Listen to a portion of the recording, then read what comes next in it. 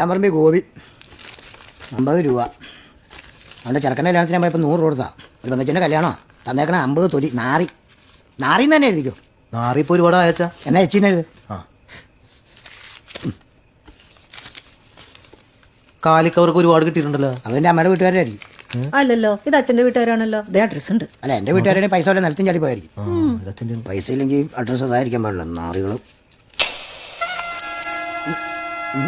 ഇത് എഴുതുന്നോ? ഋഷികേശ് മടത്തിപ്പറമ്പിൽ. ഋഷികേശ് മടത്തിപ്പറമ്പിൽ. ആ വേലാഞ്ചെണ്ണവനാ.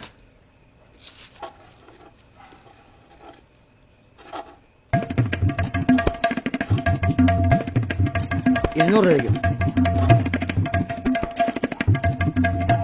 നീ എന്താ എഴുതാത്തെ? അല്ല, ഒരു മുകളിലേക്കാണ് താഴത്തേക്കാണ്. ചെറു എങ്ങനെയാണോ അവനറിയാമല്ല.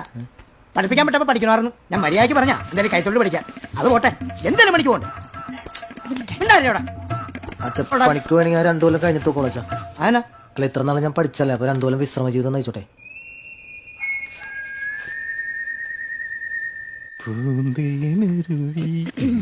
ചേട്ടാ ശർബത്ത്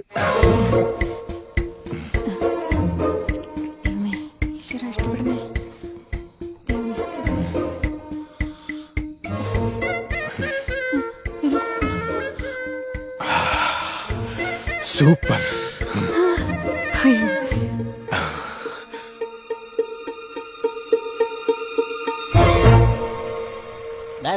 വെറുതെ ഇങ്ങനെ ഇരിക്കാണ്ട് വെള്ളത്തിലേക്കൊന്ന് ഇറങ്ങടാ. ഞാനൊന്നുമില്ല, വൈകിട്ടാണ് പറയാ.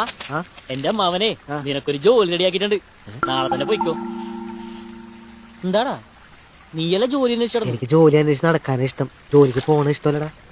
അയ്യേ എടാ, എന്നാ പിന്നെ നിനക്ക് എന്റെ കൂടെ പെയിന്റ് പണിക്ക് വരാൻ പാടില്ലേ? പെയിന്റ് പണിക്കാ ഈ രാവിലെ പണിത് കഴിഞ്ഞാൽ 800 കിട്ടുള്ളൂ. അതത്രേ ഉള്ളൂ. ഞാനൊന്നുമില്ല, ഞാൻ വല്ല ട്രൂപ്പിലും കയറാൻ പോവാണ്.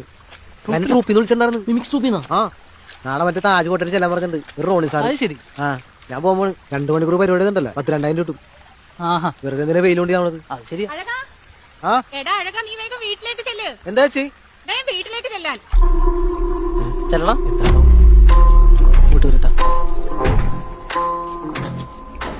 നോക്കി പോ, ഉണ്ടാവില്ല. നീ മേടിക്കാനരി. അല്ലടാ, എന്തോ പ്രശ്നമുണ്ടെന്ന് തോന്നട്ടെ.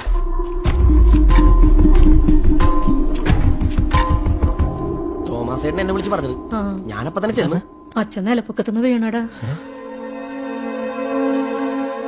ഇനി പഴയ പോലെ ഓടിച്ചാണ് നടക്കാൻ പറ്റുന്നില്ല. കുറച്ചു ദിവസം റെസ്റ്റ് എടുക്കണം. അച്ഛനെന്താ വീഴാതെ? ചേച്ചിയുടെ കല്യാണമൊക്കെ കഴിഞ്ഞില്ലേ? ഇനി അച്ഛൻ പണിക്കൊന്നും പോണ്ട. പിന്നെ പണിക്ക് പോകണമെങ്കിൽ നീയൊക്കെ എങ്ങനെയാണ് 3 നേരം വെട്ടി വിടുക്കുന്നത്? പണിക്ക് പോകണ്ടെന്ന് നീ പോടാ പണിക്ക്.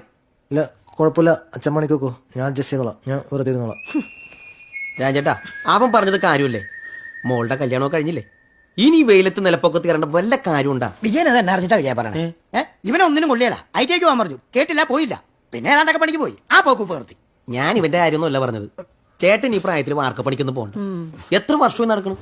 എന്റെ ഹോട്ടലിൽ വന്ന് നിൽക്ക്. വലിയ ഭാരിച്ച പണിയൊന്നുമല്ല, വല്ല വിളമ്പാനാ പിടിക്കാനാ എന്താന്ന് വെച്ചാൽ ചേട്ടൻ ഞാൻ തരേം ചെയ്യാം. ഞാൻ പറഞ്ഞെന്നുള്ളു, നിങ്ങൾ ആലോചിച്ച് പറ. ശരി. എന്താടാ നീ നിൽക്കണ കടയിൽ? അപ്പൊ പണിയെടുക്കാൻ ഒരു ഉദ്ദേശമില്ലേ? എന്താ നിന്റെ പരിപാടി? അത് ഞാൻ ഇന്നലെ രാവിലെ മുതലൊരു തീരുമാനം എടുത്തു. എന്ത്? അതായത് എന്റെ ജീവിതം ഞാൻ കലക്കൊണ്ട് ഒഴിഞ്ഞു നോക്കാൻ പോവാണ്. നടന്നത് തന്നെ. കലക്കല്ല ഒഴിഞ്ഞു നോക്കണ്ടേ, നിന്റെ ഒക്കെ തലക്ക ഒഴിഞ്ഞു നോക്കണ്ടേ.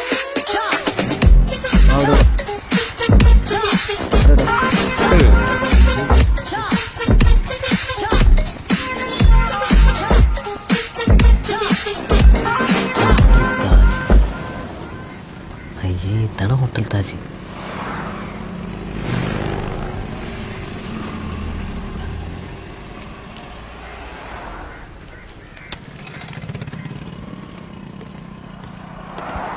ചേട്ടാ, ഈ ട്രൂപ്പ് ഓണർ റോണി സാർ. എടാ റോണിയേ, നിന്നെ അന്വേഷിച്ച ആള് വന്നിക്കണ്. അവിടെ ഇരിക്കട്ടാ.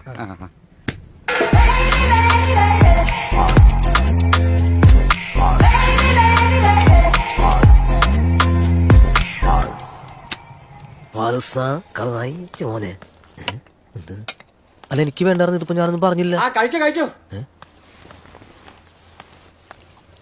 ഹലോ ഞാൻ റോണി ഇടിക്കും ഇവിടുത്തെ പൊറോട്ട മേക്കറാ. ആ കഴിച്ചു കഴിച്ചു, ഞാൻ ഡ്രസ് മാറിട്ട് വരാം. ഹലോ എടി ജസി, കൊച്ചെന്തേ അടി? ആ ഞാൻ ഇച്ചിരി ലേറ്റ് ആവടി, ഒരു കൂട്ടുകാരൻ വന്നായിരുന്നു. ആ വാ വാ.